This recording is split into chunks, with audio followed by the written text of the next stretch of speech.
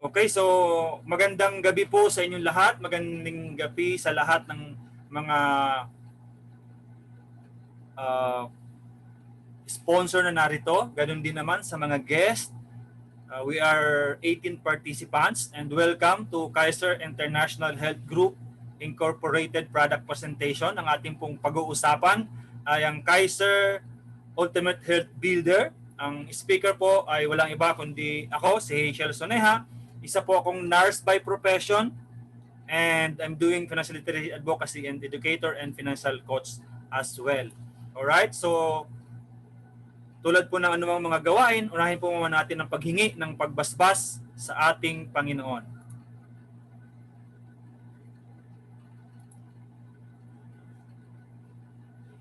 Sabayan niyo po akong mag-pray.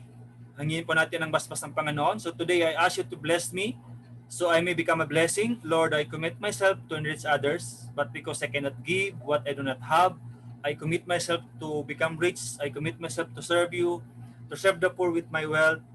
And today I open myself to the abundance of your universe. Use me as your channel of love.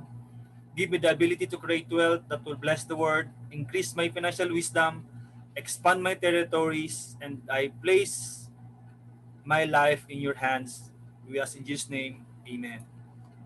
So again, ang pag-uusapan po natin ay ang Kaiser, and before that, pag-usapan po natin yung 4 basic concepts, staying connected with your big why. So ano po bang ibig sabihin nito? So sa IMG po, meron kaming itinuturo na basic financial concepts, yung building blocks of a strong financial foundation, strategies of the wealthy, abundance formula, understanding how money works or yung rule of 72. Ganoon din naman yung X-Corp. Ano po ba ito? Ang building blocks po, ang itinuturo, solid financial foundation, dapat pinaka-foundation, may healthcare ka. Pangalawa, may income protection, which is life insurance. And after that po, sa third step, eliminate debts or debt management. At yung pang-apat, dapat magkaroon po tayo ng emergency funds, savings, bond fund. At sa pinakahuli po, ang itinuturo, dapat meron po tayong investments through equities or assets. So yan po yung order ng solid financial foundation or building blocks ng solid financial foundation. Bakit natin dapat gawin yan? Kasi yan po yung sinasabing matibay na pundasyon. Okay? At next naman po na financial concepts, yung tinatawag na abundance formula. Ano po ba ito? Yung 10-20-30, ibig sabihin po yung 10%, ibabalik natin sa ating Panginoon out of your 100% na income. At yung 20% naman po ay para po sa ating sarili, paying for ourselves. At yung 70%, yan naman po yung ating expenses na dapat po uunahin natin yung kahalagahan na kilala natin na pag tayo gumastos, iyon po ba ay luho o pangangailangan. So again, abundance formula is paying yourself first. So dapat out of 100% na salary or income, yung 30% ay naka-invest po yan sa Panginoon at sa iyong sarili. And the third po ay yung tinatawag na rule of 72 or how money works. Mapapansin nyo dyan, merong 72 which is constant mo yan, at yung 4 yan naman po yung interest. So pag ginamit po natin ang rule of 72, 72 divided by 4 equals 18, so 18 years doble ang pera. 72 divided by 8 equals 9, so every 9 years doble ang pera. 72 divided by 12 equals 6 years, at 6 years doble ang pera. So makikita natin dito, kung kayo naman po ay isang investors, saan kayo mag-i-invest? Diba? Kaya po sinasabi natin, bakit ang mayayaman, lalong yung mayaman? Kasi alam nila kung paano kumilos ang pera. So here, pinapakita po lamang namin sa iyo na sa IMG, tinuturo namin how money works. Alright? At yung last na dapat nating malaman ay ang tinatawag na X-Corp. Ano po ba ang X-Corp? Nakikita nyo sa yung screen, may pula at may blue. Yung blue ay money line, at yung red naman ay responsibility line. So mapapansin yung blue line mo yan, siyempre as you are young, no savings, at mataas ang responsibility, at gusto po natin yan na mapaitaas. That's why dapat ngayon po habang kayo ay may active income, you are working hard for the money, at ikaw ay sumusuporta ng iyong responsibility sa pagkain, sa bahay, sa damit, sa education, sa kalusugan, sa loans, dapat po tayo ay natututo paano po yan may transfer to a passive income or yung pera na magtatrabaho, yung bang hindi na ikaw ang nagtatrabaho, hindi na ako ang nagpapawis, kundi ang pera. Bakit? Kasi nandiyan pa rin naman ang ating responsibilities at sa responsibilities, ang pinaka na dapat nating bigyan ng pansin ay yung ating mga kalusugan. Bakit kalusugan? Kasi nga po, kung hindi po natin yan bibigyan ng pansin yan, di ba, health is the most neglected state ng ating mga buhay. At syempre, dapat tayo po ay debt-free o dapat wala na tayong utang. Again, dito po sa X-Corp, habang tayo po ay narito sa ating responsibility at nagko-cross ang path ng ating responsibility at money line, meron pong if or may katanungan ng ating mga buhay. Ano po ba ang katanungan? What if I died ngayon? Di ba? May protection ba ang ating pamilya? May instant money, insurance, or income replacement? Ano po bang income replacement? Kung kayo po ngayon ay nagbibigay sa iyong pamilya ng halagang 50,000 pesos para sa responsibility line. Pag kayo po ay nawala, meron pa bang magpapatuloy na yung 50,000 pesos?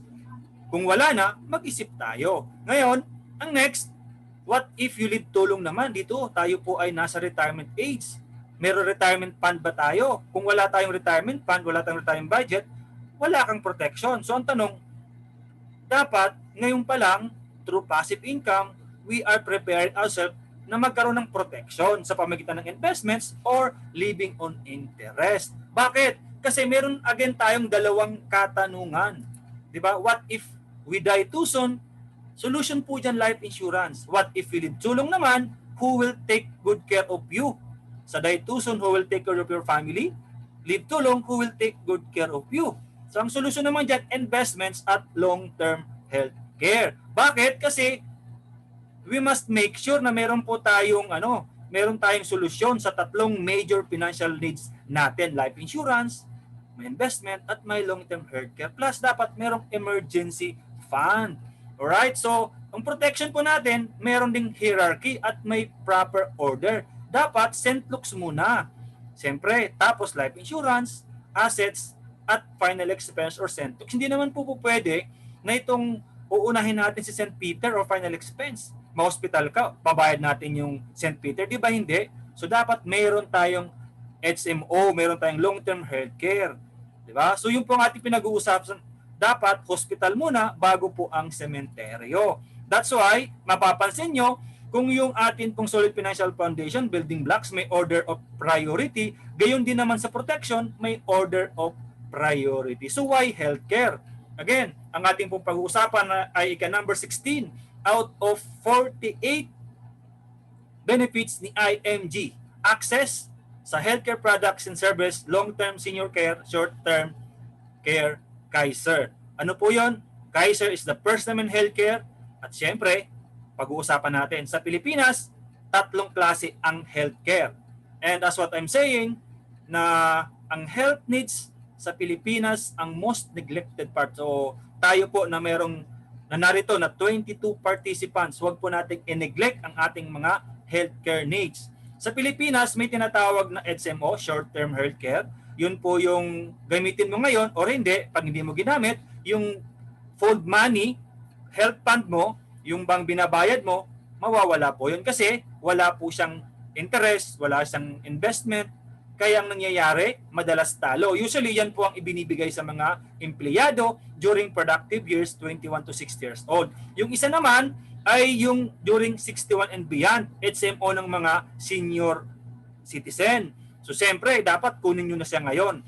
Kaya kung hindi, mas mahal na po siya pagtanda. Ang pangatlo, yung tinatawag na long-term healthcare na kung saan covered ang short-term during productive years at retirement years. At dito, whether you use it now or use it later, panalong-panalo kasi lumalaki ang value ng pera. Walang talo, may life insurance na. And you have now a prepaid healthcare. Kaya naman, get it now. Kung kailan ikaw ay bata at healthy. Para naman pag naging sakitin, tayo po ay handa. Okay? So si Kaiser, siya po ay duly accredited ng Department of Health. Naka-register din siya sa SEC or Securities and Exchange Commission noong June 8, 2004 bilang HMO, healthcare provider, na may authorized capital stock na 160 million pesos. Okay, at ang Board of Directors ay pinamumunuan ni President and Medical Director Dr. Leah Oliolo. Isa po siyang EDSEMO Executive and Permanent Doctor. Nag-graduate po sa Santo Tomas. Kaya naman nung 2019, ginawaran po siya ng Santo Tomas na Outstanding Thomasian under Medicine. So makita natin dito na si Kaiser po, di ba? Yung kanyang health group ay pinamumunuan ng isang seasoned experts at merong capital stock para siguraduhin maibigay ang kanyang ipinapangako na solution sa ating mga healthcare needs. Alright? So ang contents pa ng ating pag-uusapan ay sino ba si healthcare? Sino ba si Ultimate Kaiser Health Builder?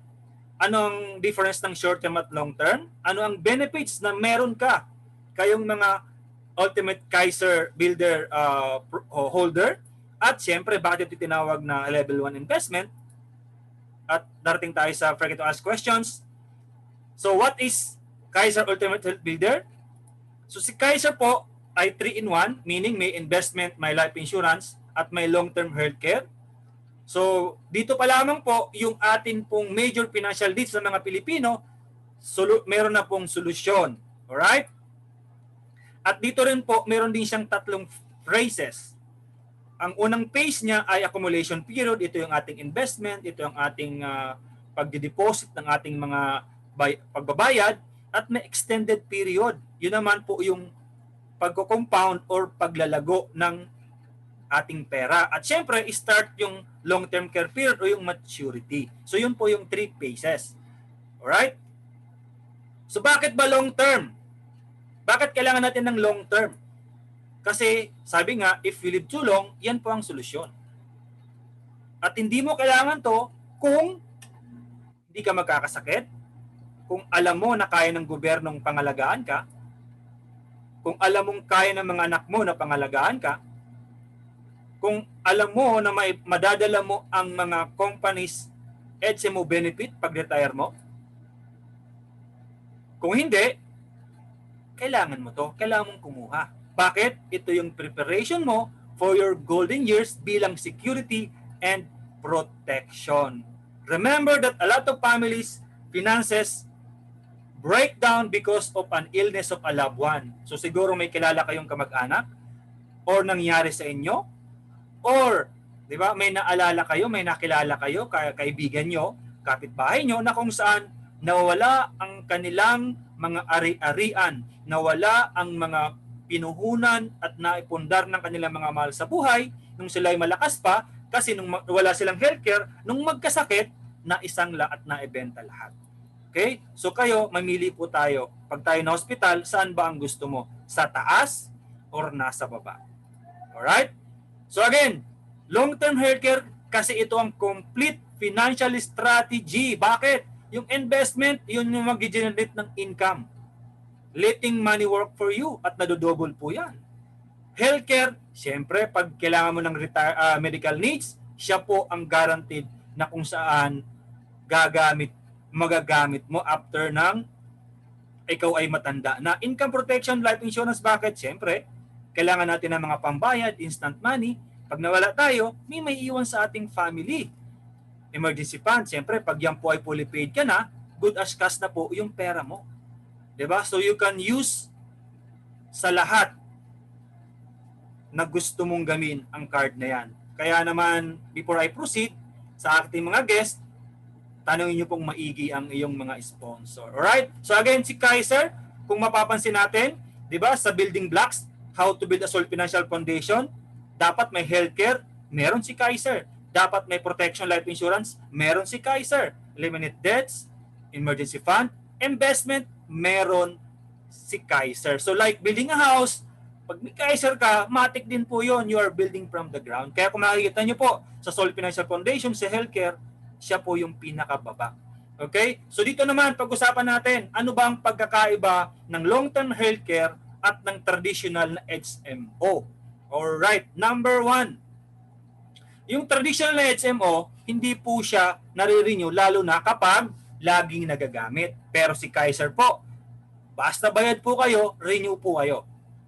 Number 2, si short-term healthcare or traditional HMO including si PhilHealth, hanggang age 60 lamang po ikaw magbabayad. Di ba? Pero si long-term healthcare, 7 years lamang ikaw magbabayad. Number 3, si traditional HMO, usually wala siyang insurance coverage.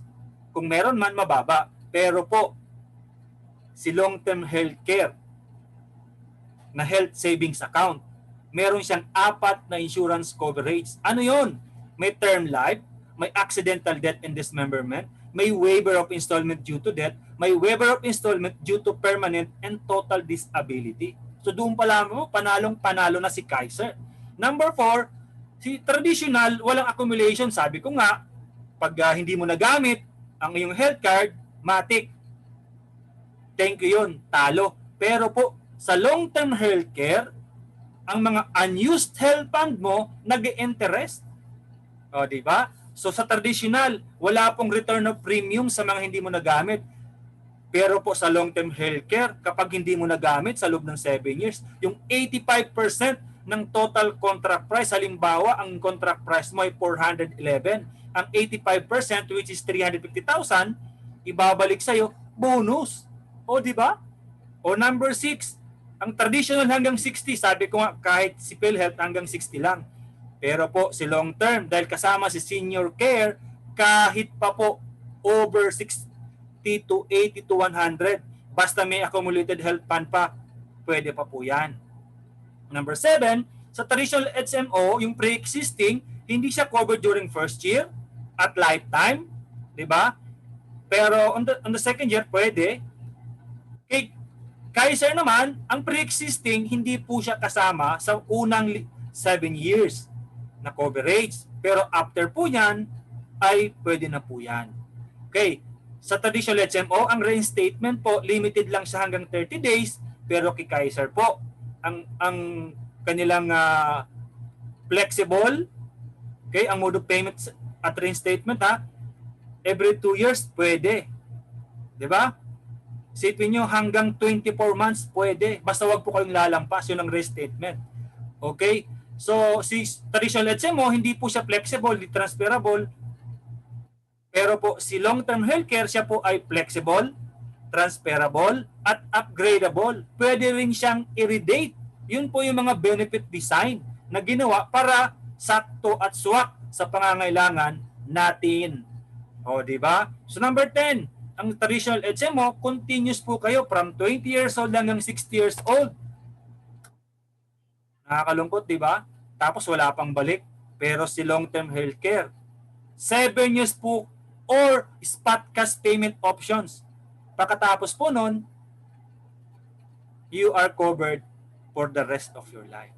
So kung kayo pa pagpipiliin, alin po bang HMO ang pipiliin? Yung traditional HMO o yung long-term healthcare Kaiser Health Savings Account? O, di ba? So ano naman po ang ating mga makukuhang benepisyo? Okay, si Kaiser po ay 7 years na bayaran at 13 years, 'di ba? Na kung saan extension period para lumago at lumaki ang pera natin. Okay. So ito po, yan po ay isang example.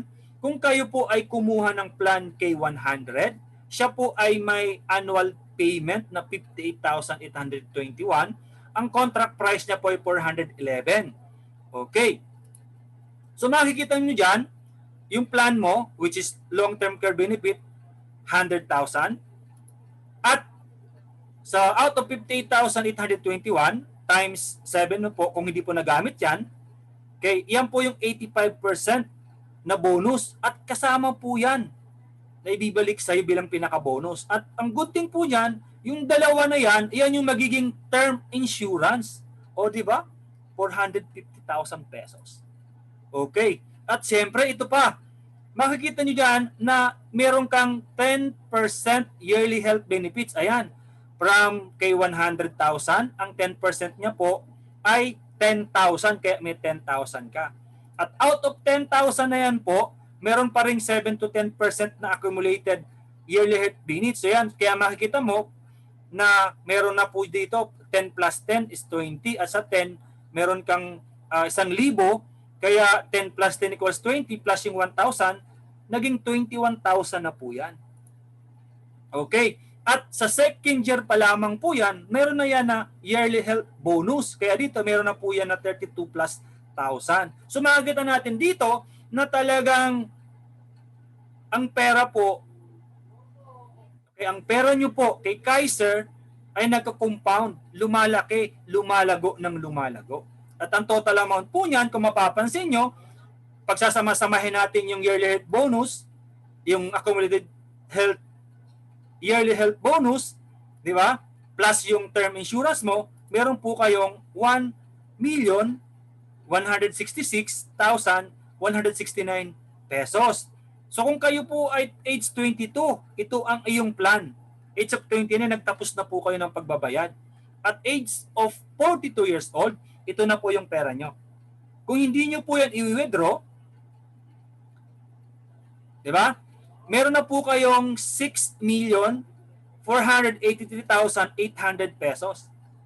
Wow, di ba? At kung yan po ay nasa 10% annual growth, assuming po natin, kayo po ay merong, di ba, yearly na living on interest na 648,000 pesos. Or, pag dinivide nyo po yun sa 12, meron lang naman kayong pensyon na 54,000 pesos. Kaya naman po, laging mahalaga na habang bata pa, nagsisimula na po tayo. O, diba? And by the way, meron po na yearly policy fee na 500 pesos. So, ganun po kaganda si Ultimate Kaiser Health Builder. Alright? Okay.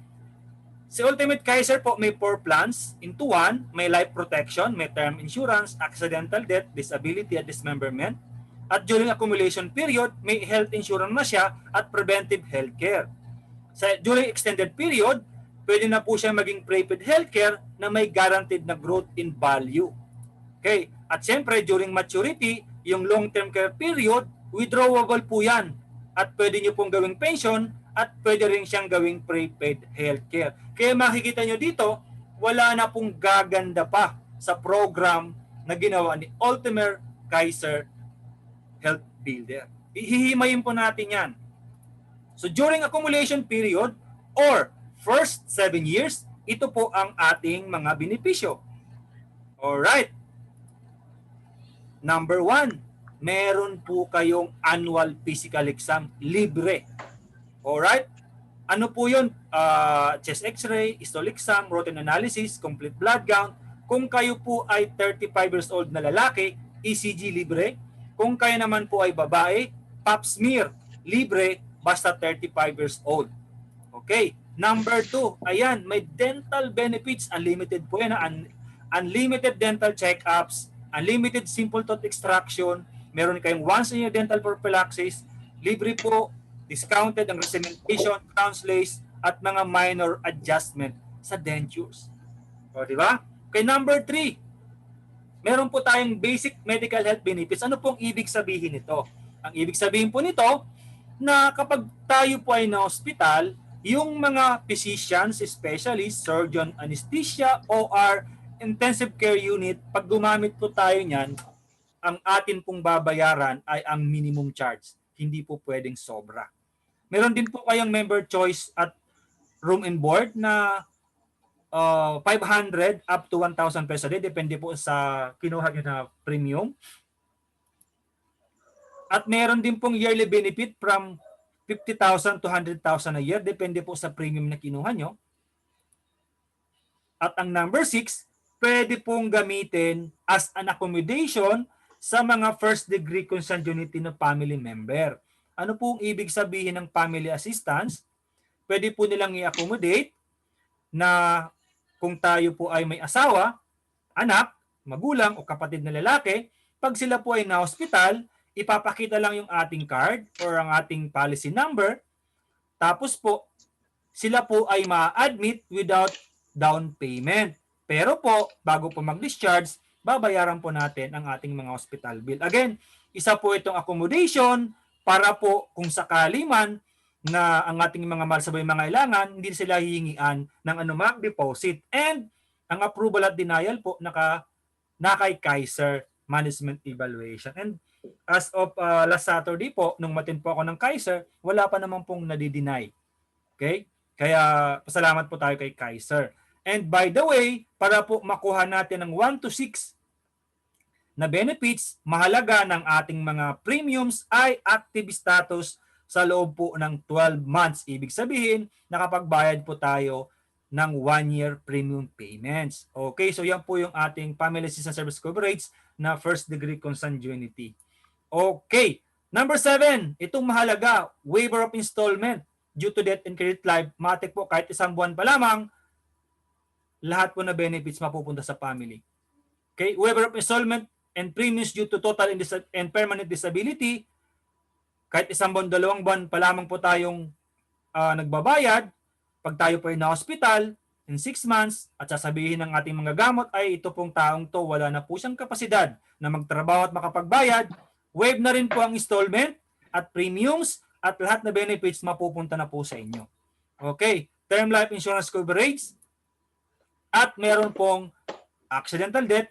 So kung ang term life insurance po ay 450, ang accidental death times 2, magiging 900,000 po yan. Base po dun sa plan na K100. Sa dismemberment naman, kung mapapansin nyo, kung magkano po ang term life insurance, pag siya po ay nawala ng both hands, both feet, both eyes, or isang kamay, isang paa, or isang mata, 100% po yan. Pero pag isa lamang pong mata, o isang kamay, o isang paa, 50% lang. And again po, para makuha po natin ng benepisyo ng 7 to 10, mahalaga po ng atin pong mga premiums ay active status. Alright? By the way, ang term insurance po, death due to natural and self-inflicted, tulad po ng suicide, yan po ay subject to 2-year contestability period. Yan po ay nakabase sa Insurance Commission po yan. Okay. Next po. Tapos na po tayo sa 7 years. Dito na po tayo sa extended period. Paano ba lumalaki ang ating pera? Para yung atin pong perang ibinayad kay Kaiser ay lumalaki ng milyon. Alright.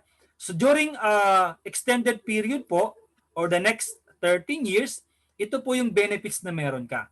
Sinabi ko kanina na kung ikaw po ay nakaplan 100, meron po siyang 10% yearly health benefit. So, ang 10% po ng 100,000 ay 10,000 pesos. So, ayan, meron po agad na 10,000. Sa the next year po, meron ka na pong 10,000. So, itong 10,000 mo na to, meron na po siyang additional na 10% accumulated annual health benefit na 1,000. Kaya, pag 10 plus 10 equals 20, plus 1 equals 21,000. Sa the following year ulit, ika-11th year, another 10,000. So, 10 plus 10 plus 10 equals 30. At yung 10% ng 2,1, which is 21,000, which is 2,1. Diba? So, 2,1 plus 21,000 plus yung 10,000, 33,100 na po siya, and so on and so forth. Kaya mapapansin nyo po dyan na kumo-compound or lumalaki ang pera nyo. Okay, ito naman pong sa baba na yearly health bonus at accumulated yearly bonus. Kung bakit po meron kayong 32,000, kasi on the second year, may dividend na po yan. Kumikita na po agad ang pera nyo on the second year. Kaya yan po, meron na po yan 22. Variables po yan between 7 to 10%. Okay. At syempre, number 3, meron na po siyang outpatient benefit, may inpatient benefit, kasama na po yung mga pre-existing illness, dreaded disease, at pwede na pong magkaroon ng baby. Maternity benefit, kasama na po yan dito sa extended period. Okay. At yun po yung total yearly health bonus. So makikita nyo po dyan na from 42, umabot po yan hanggang 635. So makikita natin dito na talagang lumalaki ang pera. Ito pong next slide, pwede nyo pong picturean yan. Okay? Yan po, ang ipapakita ko po sa inyo ay mga pre-existing medical conditions. Para po meron kayong pictures. O yan po.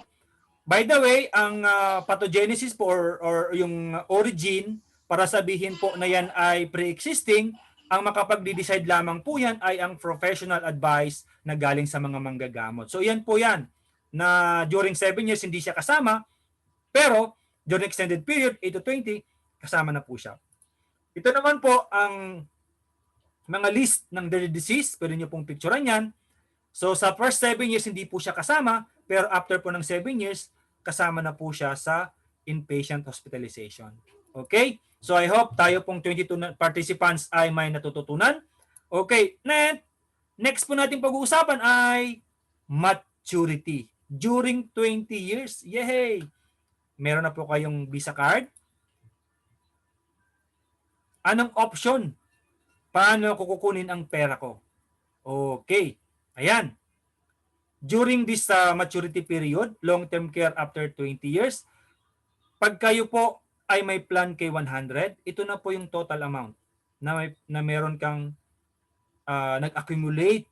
Kasama na po dyan ang benefits and bonuses.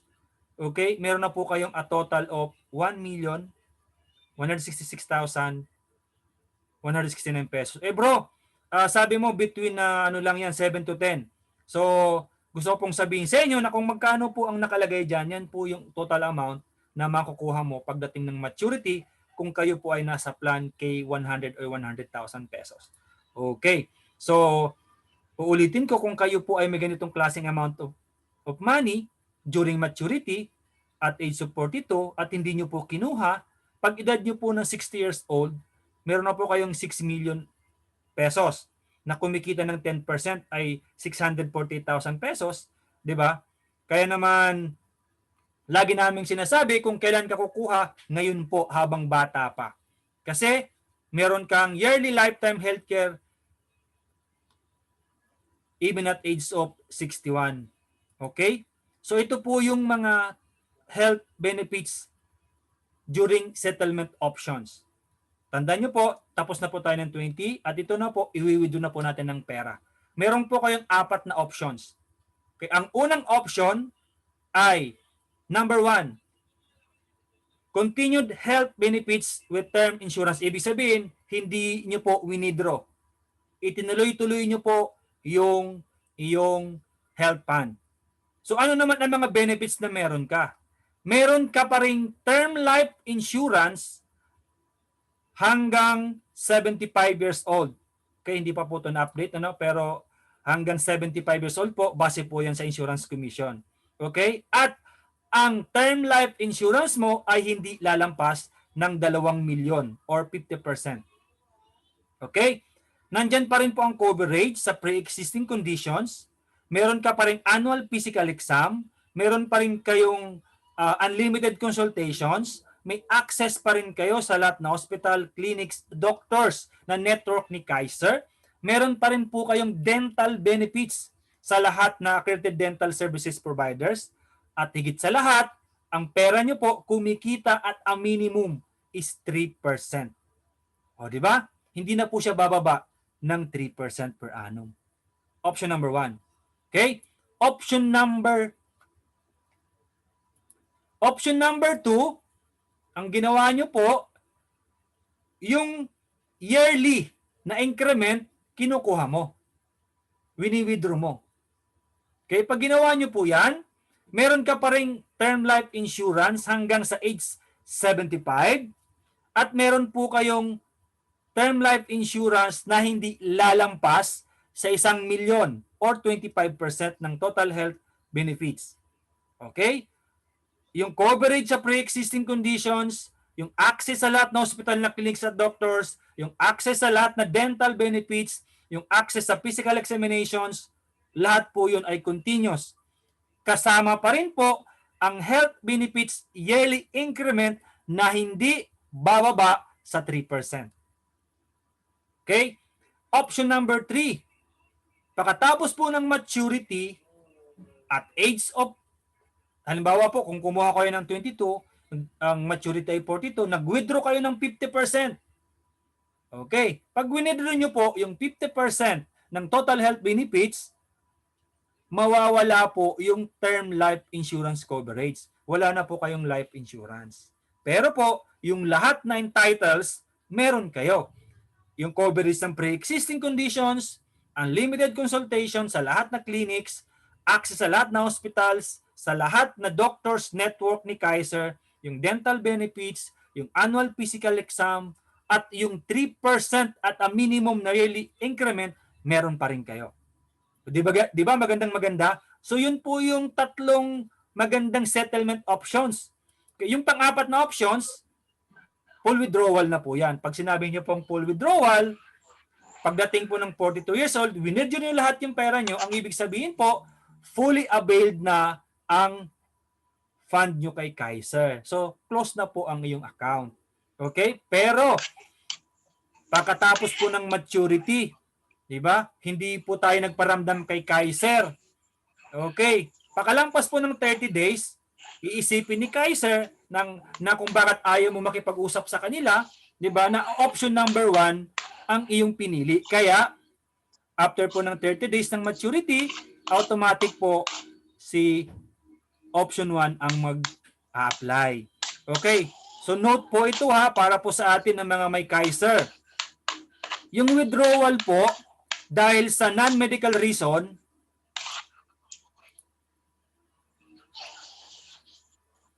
lang po.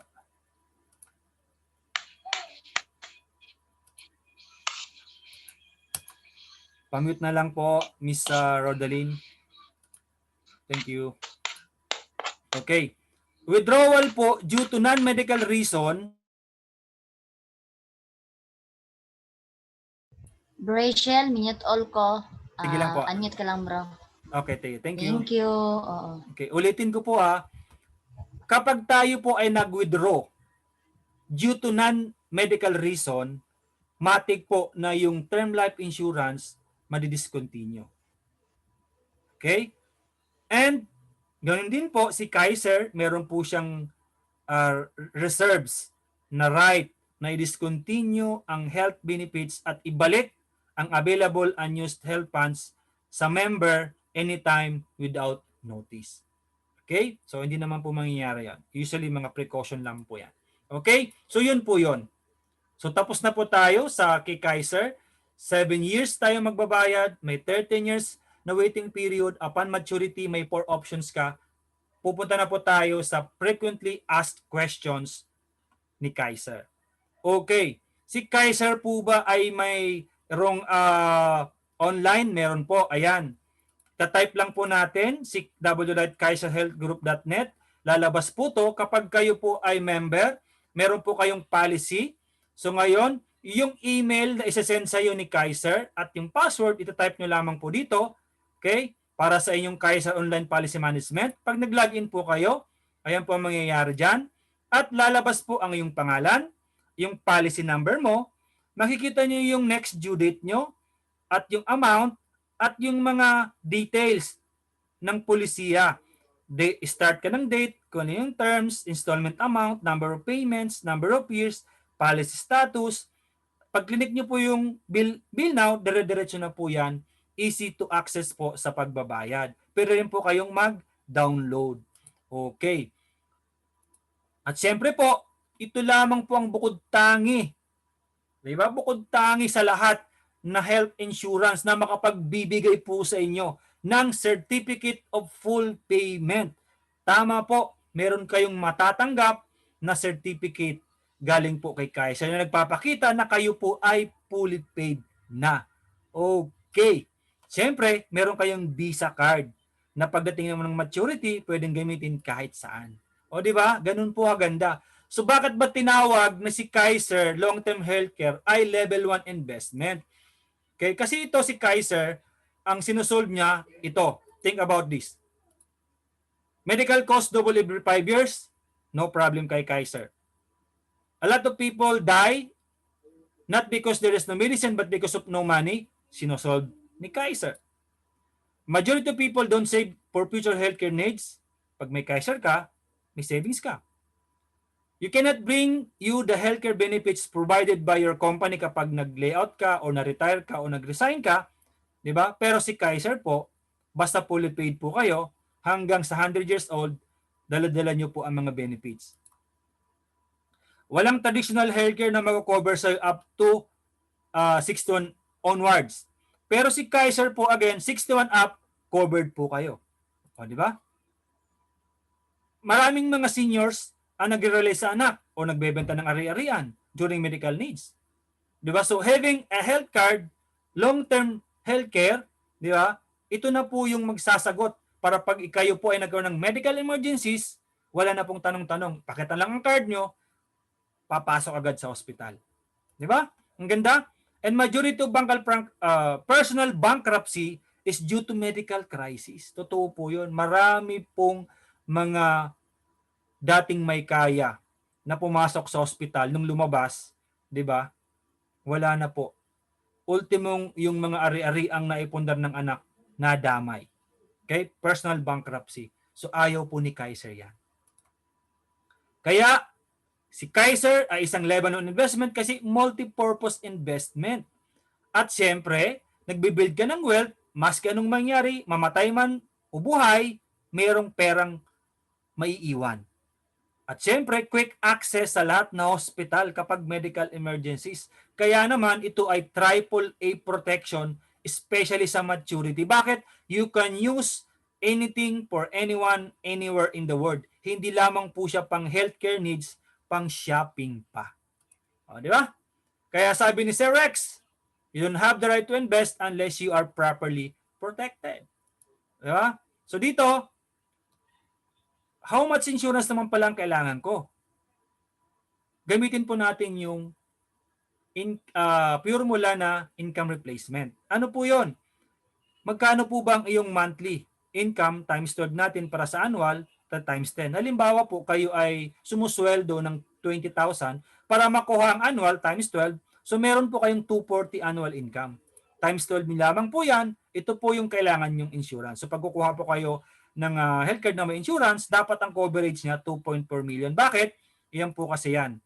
Kapag yan po ang kinuha nyo, babalik ulit yung 20,000 pesos na monthly income mo. Kaya ang tawag sa kanya, income replacement. Okay. Kaya naman sa inyo po na may mga insurance dyan, read and check your insurance policy, tanungin nyo po muna, ikaw ba insurable na? Insurable pa or uninsurable na? Kaya kung ikaw ang type of person na insurance mo nasa loob lang ng iyong mga divider, abay buksan, pakita sa mga kamag-anak, tingnan maigi, baka mamaya hindi ka na covered. Di ba? So si Kaiser ba ay isang BUL or Viable Universal Life? Hindi po. Okay? Si Kaiser Ultimate po ay isang health card, si BUL po or Viable Universal Life ay isang life insurance policy. So anong difference ng dalawa? Si BUL hanggang dito po sa life insurance, pasok yan, pareha sa ni Kaiser. Pero pagdating po sa top up, ibig sabihin po yung mga riders, 'di ba? Kung kailangan mo ng critical, kailangan bayaran mo ulit. Kay Kaiser hindi mo na, covered po yan. Continuing fees or yung additional na dagdag, si BUL, oo, hanggang 65, si Kaiser 7 years. Yung probability na, 'di ba, may additional payment kahit patapos na yung fixed premium mo, si BUL may posibilidad. Si Kaiser wala na po. Pag 7 years, 7 years. Pag sinabi po ni BUL na meron kang 2 million na coverage, pwede pong bumaba ang value niyan. Si Kaiser po hindi. Pag sinabing 1.1 million, 1.1 million pangukuha nyo. Discounted on accelerated payment, si BUL wala po. Pero si Kaiser po, 'di ba? Kung yan po ay babayaran mo ng annual at semi-annual, matig po, meron po kayong discount. Health protection, si BUL usually wala, pero pwede siyang bayaran. Ang tawag po ay top-up or riders. Pero kay Kaiser, hindi mo kailangan ng riders dahil kasama po siya sa binayaran nyo. Transferable, si BUL hindi. Si Kaiser, pwede po nating i-transfer sa ating mga beneficiary. Okay? Yung mga health benefits, kapag namatay, si BUL, wala po, quits po. Matik po mapupunta sa family. Tapos na po agad ang iyong policy. Pero po si Kaiser, hindi po. May option po yun na pag-transfer kung ano po ang iyong mga healthcare needs at benefits, yun din po ang matatransfer sa iyong maiiwanang mahal sa buhay. Guaranteed ba yung minimum value on maturity? Si BUL hindi po kasi nakadepende po yan sa stock market. Kaya nga po, Variable Universal Life, nakadepende po yan sa stock market.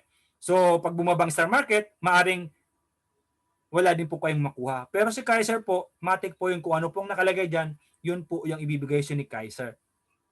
Okay? Guaranteed increase in value after fixed shares without withdrawals. Hindi po si BUL. Once na nag-withdraw ka, matik po na mawawala po yun. Si Kaiser po, hindi po.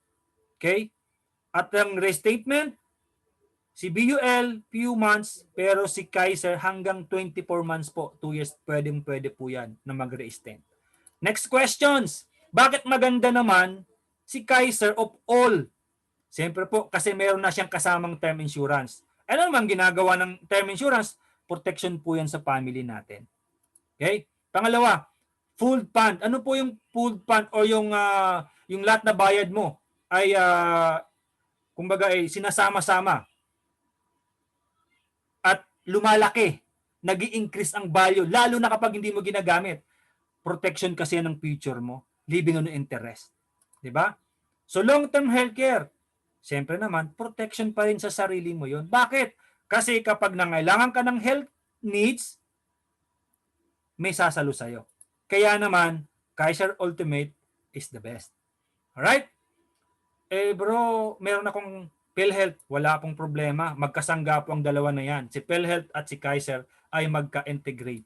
Okay? Kung may Kaiser ka, kung meron kang PhilHealth, ang gagawin lang, yung para kay PhilHealth, i-deduct na, at yung natirang payments, si Kaiser na po ang bahala doon. Kung hindi naman po kayo member ni PhilHealth, sagot nyo po yung para kay PhilHealth, at yung kay Kaiser, sagot naman yung para kay Kaiser. Okay. Grace period, as what I've said, 30 days po. After ng lapse, make sure po na tayo po hindi naglalapse, kasi kung maglapse po yan, yung benefits po natin ay naglalapse din. At babalik lang once na tayo po ay nag-reinstall. Okay? Option, reinstatement.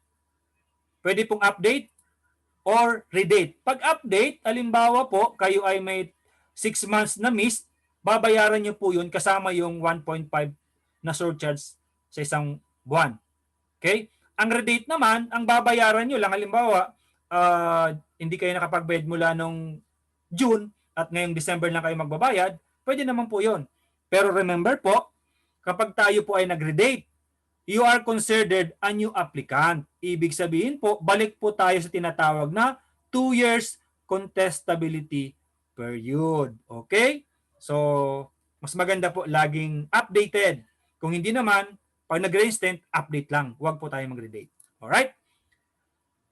Ang reinstatement po within 24 months. Okay? Kapag naka 25 months, matik po, termination po yan. At hindi na po kailangan ni Kaiser magpaalam pa sa inyo. Okay? So, makipag-usap po tayo kay Kaiser. Pag tayo po ay dumating na sa ganyan at wala pa tayong pera, makipag-usap tayo kay Kaiser. Okay? Next po, upgrading of plan and mode of payment. Pag sinabi pong plan, halimbawa, plan K45 to plan K100, pwede po yun. Pwede po tayo mag-upgrade. Basta po within 30 days. Okay? Halimbawa po, ang nakapag-plan kayo, ang effectivity niya ay November 1, so dapat po bago mag-December 1, makapag-decide na po kayo. Pwede po yon. Fill up lang tayo ng amendment form, processing fee na 300, at yung mga additional installment updated plan. Yun lang po ang idadagdag natin. So may pag-usap po tayo kay IMG support. Mode of payment, pwede po tayo mag-upgrade. Halimbawa po, within 30 days, fill up lang tayo ng amendment form at yung additional installment na corresponding sa amount, kung anong updated mode of payment natin. Pero kapag lampas na po ng 30 days, halimbawa po, sabi ko kanina, nag-effectivity ay November 1, so dapat bago mag-December 1, December 5 na kayo nakapag-decide. Lampas na ng 30 days. Pwede pa rin po. Fill up lang tayo ng amendment form. Alright? At processing fee na 300 at yung computation doon sa additional na mode of payment as kung ano po ang computation ni IMG Support Group. By the way, ang plan po, from plan 45 to 100, pwede, pero ang plan 100, hindi po siya mag-downgrade to plan 45. Okay? Gayon din naman po sa payment, pwede po tayong from monthly, pwede po tayo hanggang sa annual. Pero pag tayo po ay nag-annual na, hindi na tayo pwedeng bumaba to semi-annual. Okay? So yun po yun. Pwede po tayong mag-upgrade, pero hindi po tayong mag-downgrade. Alright. Oy bro, hindi ko na kaya. Pwede bang isa uli? Ang tawag po dyan ay cash value surrender. Pwede po. Kaya lang po, hindi po namin yan ina-advise. Okay? Kasi malit lang na pera po ang may babalik sa inyo. Okay? Basta po tayo ay, kung talagang gusto mo nang i-surrender, pwede po yan. Basta active po yan at least 1 year, pwede pong ibalik ang cash value. Pero napakalit lamang po yan. Kaya kung hindi na po kaya, gawin po nating career si IMG para matulungan tayo. You can ask kung kayo po ay mga Kaiser Premium holder at hindi IMG, ask nyo po ang iyong sponsor para matulungan po kayo. Okay? Transferable, sabi ko kanina, yes. So ang tanong, paano? Okay. Si Kaiser po ay pwedeng i-transfer sa member na beneficiary solong na siya po ay nakasulat na beneficiary. Ulitin ko, pwede po siyang i-transfer o i-assign solong na po ang magtatanggap ay siya ay nakasulat na beneficiary sa kanyang beneficiary na yung kanyang account. Okay? Hindi po pwedeng ibenta o third party o pasalo o ipa-assume. Hindi po pwede. Okay? So pag ito naman po ay na-transfer, na-assign na sa beneficiary, ang pinakamaganda po dyan kung ano po ang iyong mga principal beneficiary, principal benefits, yan naman po ang tatanggapin ng principal beneficiary. Okay, so lahat na yearly healthcare bonus, long-term care benefit value, long-term healthcare experience incentive, yung additional healthcare hospital benefit limit, pasok po yan. Pag na-transfer po yan, kung magkano po ang para sa'yo, yun din naman po ang may pupunta sa iyong beneficiary. So ganun po talaga kaganda si Kaiser. So para po sa atin na 24 participants, welcome po sa product presentation. Eligibility ayon po sa pag-aaral, ayan. Kung kayo po ay 10 to 40, pinakamababa ay K45, pwede pong mas mataas, mas maganda. Kung kayo naman po ay 41 to 50 years old, K60 ang pinakamababa or 3529, the higher, the better. Siyempre po, kasi ano natin yan retirement fund, retirement budget natin yan. Pag tayo naman po ay 50 to 60, K75 or mataas pa po. Okay? Ang equivalent po niyan ay 4,412 pesos per month. Ito po yan, sumagatan nyo sa yung left side, yung plan type, pwedeng monthly, quarterly, semi-annual, annual, sumagatan nyo ang difference. Di ba? Pwede ring spot cash. At sa pinakadulo sa right side, yung value after 20 years. You invest for 7 years and you are protected for the rest of your life kasama na po ng iyong family. So, paano naman po ako magbabayad sa mga subsequent Kaiser premiums? Pwede po tayo magpalawan pound sa pera padala. Pwede rin po tayong pumunta sa Kaiser office, sa kanilang cashier. Pwede po tayong pumunta sa IMG cashier. Gamitin mo natin ng QS1. At pwede tayong magbayad through bank deposit. I-upload lang natin sa OPMS yung resibo. Pwede rin po tayong mag-bank deposit. Kung kayo po ay IMG, punta po tayo sa Kiosto. At pwede naman sa BPI Merchant Payment. Pwedeng manual or BPI Express Online. Ang kagandahan po dito, wala na pong upload na necessary. Okay. Paano ko naman nasisiguro na si Kaiser mapupulpil ang commitments? Ayan po. Base po sa pag-aaral ng isang Amerikano at Filipino actuaries, ang mga actuaries po ay mga engineer mathematician. Okay? Sabi niya, yes, kaya pong ipulfill ni Kaiser ang kanilang commitments. Okay? At si Kaiser po ay sumusunod sa requirement ng gobyerno na kung saan ang 51% na payments mo ay inilalagay sa trust fund. Okay? So kung 100 pesos, yung 51 pesos nakalagay sa trust fund. Yung 49 pesos, yun lamang po ang pinapaikot ni Kaiser. At itong trust fund, hindi po siya pwedeng gamitin kasi naka-reserve yan sa future claims ng mga plan holders. Okay. Next question. Saan naman inilalagay ni Kaiser ang kanilang investment? Ayan. Yung kanya, meron po siyang authorized capital na 160 million. Meron siyang investment as of December 2013 na 100 million sa Soldibo Bond Fund at 100 million sa Soldibo Strategic Growth Fund. Okay, so ang total po yan as of December 13, meron po yan na 125 divided na shares. Okay? Nakalagay po yan sa Soldibo Bond Fund Prospectus at Soldibo Strategic Growth Fund Prospectus. So ngayon po ay 2020 na, kaya mas malaki na po yan. Okay, sino naman po yung mga nagtitiwala kay Kaiser? Ayan, kung ayaw magtiwala, si Agrarian Reform nagtitiwala, National Food Authority nagtitiwala, Court of Appeals nagtitiwala, PAO, Public Attorney Office, National Housing Authority, House of Representatives, at Mandawi Registry of Deeds. Isipin nyo, 7 government corporate accounts. Di ba?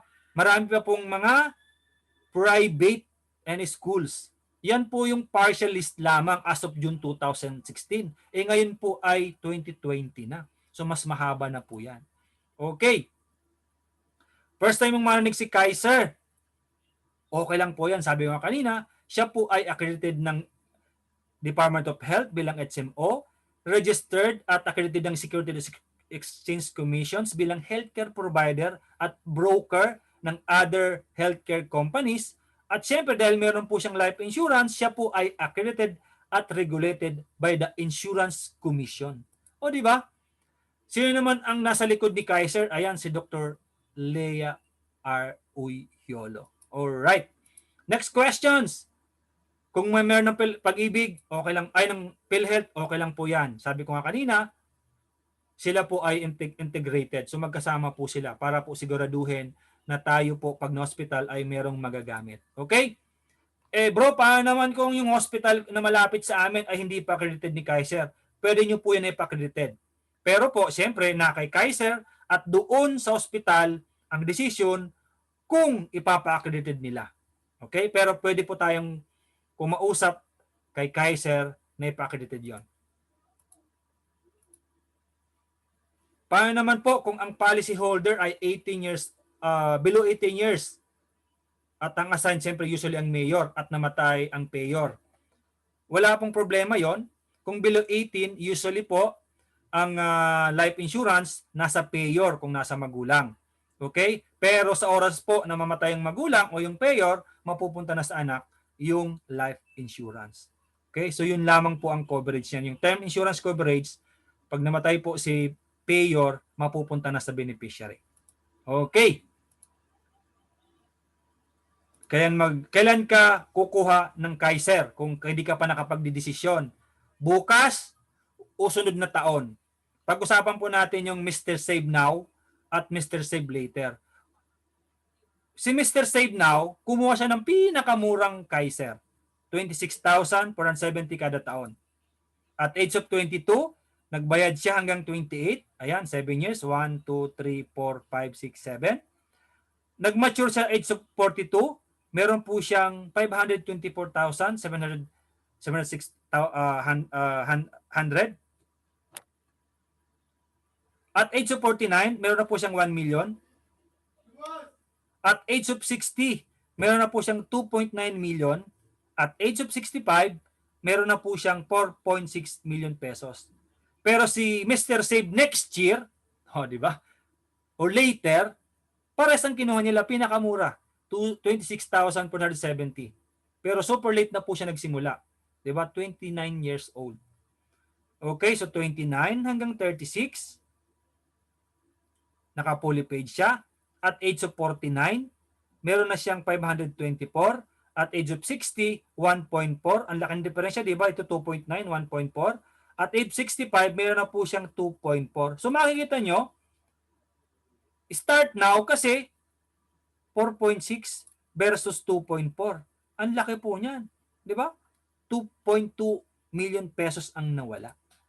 So ito po yung katibayan para po sa mga nag-aalinlangan na ang ating pong House of Representative until now ay isang nagtitiwala kay Kaiser bilang healthcare provider. Okay? Ano ba? May website. Sabi ko kanina, meron. www.kaiserhealthgroup.com. Meron din siyang 24/7 hotline. Ayan po ang kanilang mga hotline. May Sun, Smart, TNT, may Globe, may Team. Di ba? Meron sa Makati, may sa Cebu. Meron din siyang 2 cellphone number. O di ba? So talagang easy access. So thank you so much. I'm your speaker, Hazel Soneja, and I hope meron po kayong natutunan. Thank you. So bakit mo kailangan mag-save ngayon ng iyong retirement? Sabi po ni Abraham Lincoln, the best way to protect and predict, your future is to create it. God bless po. Bro?